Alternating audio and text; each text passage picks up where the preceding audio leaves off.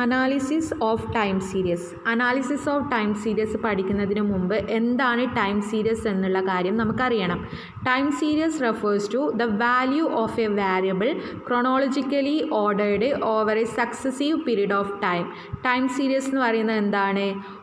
ടൈമിൻ്റെ അടിസ്ഥാനത്തിൽ variable value ക്രമീകരിക്കുന്നതിനെയാണ് നമ്മൾ ടൈം സീരീസ് എന്ന് വിളിക്കുക. When values are arranged on the basis of time it is called time series.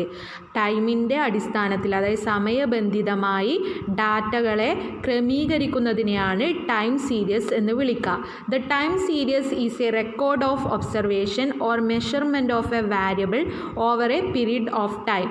അതായത് ഒരു വാരിയബിളിൻ്റെ ഒരു നിശ്ചിത ടൈം പീരീഡിനകത്തേക്കുള്ള മെഷർമെൻറ്റിനെ അല്ലെങ്കിൽ അതിൻ്റെ ഒബ്സർവേഷനെ സംബന്ധിക്കുന്ന റെക്കോർഡിനെയാണ് ടൈം സീരീസ് എന്ന് വിളിക്കുന്നത്.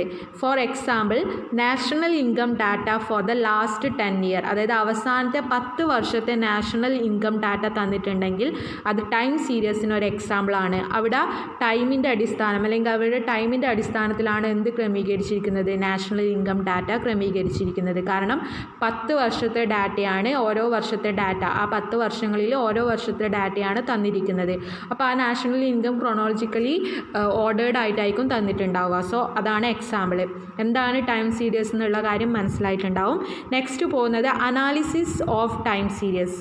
Okay, analysis of time series. എന്താണ് അനാലിസിസ് ഓഫ് ടൈം സീരീസ്?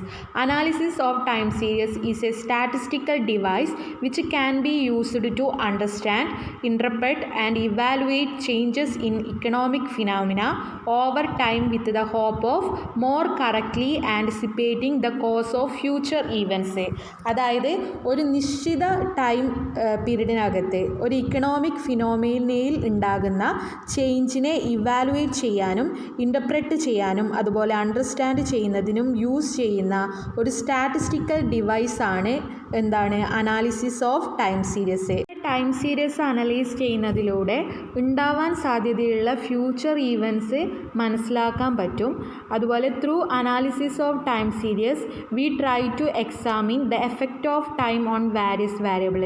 അതായത് ടൈമിനനുസരിച്ച് വാരിയബിൾസിൽ എന്തുണ്ടാവും? ചേഞ്ചസ് ഉണ്ടാവും. അതുകൊണ്ട് തന്നെ ആ വാരിയബിൾസിലുള്ള ടൈമിൻ്റെ എഫക്റ്റ് എക്സാമിൻ ചെയ്യാൻ വേണ്ടിയിട്ട് അനാലിസിസ് ഓഫ് ടൈം സീരീസ് ഉപയോഗിക്കുന്നു. It refers to the study of those factor which are responsible for the changes in the value of variable with respect to time. അതായത് ടൈമിനനുസരിച്ച് വാരിയബിൾസിൽ ചേഞ്ചസ് ഉണ്ടാവുന്നുണ്ടെങ്കിൽ അതിൻ്റെ കാരണം ഒരുപാട് ഫാക്ടേഴ്സാണ്. ആ ഫാക്ടേഴ്സ് സ്റ്റഡി ചെയ്യുന്നതിനെയാണ് നമ്മൾ അനാലിസിസ് ഓഫ് ടൈം സീരീസ് എന്ന് വിളിക്കുന്നത്. ഓക്കെ, ഇനി നമുക്ക് നെക്സ്റ്റ് ടേമിലേക്ക് പോവാം. Importance of time series analysis. Okay, time series അനാലിസിസിൻ്റെ ഇമ്പോർട്ടൻസ് എന്തൊക്കെയാണെന്നാണ് പറയുന്നത്. ഒന്നാമത്തെ importance, time series analysis disclose changes in time and changes in the value of variable. എന്താണ്? ആ ഒരു വാരിയബിളിൽ ചേഞ്ചസ് ഉണ്ടാക്കുന്നത് ടൈമാണ് അല്ലേ? ടൈം ചേഞ്ച് ചെയ്യുന്ന സമയത്ത് വാരിയബിൾസിൻ്റെ വാല്യൂം എന്ത് ചെയ്യും? ചേഞ്ച് ആവും. അപ്പോൾ ഈ രണ്ട് കാര്യങ്ങൾ ഡിസ്ക്ലോസ് ചെയ്യാൻ വേണ്ടിയിട്ട് ടൈം സീരീസ് അനാലിസിസ് സഹായിക്കുന്നുണ്ട് എന്നാണ് പറയുന്നത്. അതാണ് ഒന്നാമത്തെ importance. Second one, it helps in understanding past behaviour. Okay, by observing past data one can understand the past behaviour of the variable under study. അതായത് ഈ പറയുന്ന ഒരുപാട് ഡാറ്റാസ് നമുക്ക് കയ്യിൽ കിട്ടും. ആ ടൈമിനനുസരിച്ചിട്ടാണ് നമുക്ക് ഡാറ്റ ഉണ്ടാവുക. അപ്പോൾ പാസ്റ്റ് ഡാറ്റ നമുക്ക് ഒബ്സർവ് ചെയ്ത് കഴിഞ്ഞാൽ നമുക്ക് എന്ത് മനസ്സിലാക്കാൻ പറ്റും? ഓരോ വാരിയബിളിൻ്റെയും പാസ്റ്റ് ബിഹേവിയർ അണ്ടർസ്റ്റാൻഡ് ചെയ്യാൻ പറ്റും. അതാണ് രണ്ടാമത്തെ ഇമ്പോർട്ടൻസ്. ഇനി മൂന്നാമത്തെ importance, it help in predicting, forecasting and planning. അതുപോലെ തന്നെ ടൈം സീരീസ് അനാലിസിസ് ഉപയോഗിച്ചുകൊണ്ട് പ്രഡിക്ഷനും ഫോർകാസ്റ്റിങ്ങും പ്ലാനിങ്ങും ഒക്കെ ചെയ്യാൻ പറ്റുമെന്നാണ് പറയുന്നത്.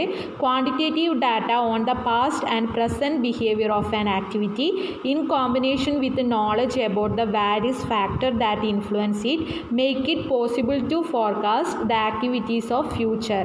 Yes, quantitative data, പാസ്റ്റിലുള്ള ക്വാണ്ടിറ്റേറ്റീവ് ഡാറ്റയും അതുപോലെ പ്രസൻറ്റിലെ ബിഹേവിയറും ആ ഒരു വാരിയബിളിൻ്റെ ബിഹേവിയറും നമുക്കറിയുമെങ്കിൽ ആ ചേഞ്ചസിൻ്റെ ഫാക്ടേഴ്സ്, ആ ഓരോ ഡാറ്റാസ് അല്ലെങ്കിൽ ആ ഓരോ വാരിയബിളിനെ സ്വാധീനിക്കുന്ന ഫാക്ടേഴ്സ് ഉണ്ടാവും. ആ ഫാക്ടറാണ് ആ വാരിയബിൾസ് ഹാബിറ്റ്സിൽ എന്തുണ്ടാക്കുന്നത്, ചേഞ്ചസ് ഉണ്ടാക്കുന്നത്. അപ്പം ഇതൊക്കെ നമുക്ക് ടൈം സീരീസ് അനാലിസിസിലൂടെ പഠിക്കാൻ പറ്റുന്ന കാര്യങ്ങളാണ്.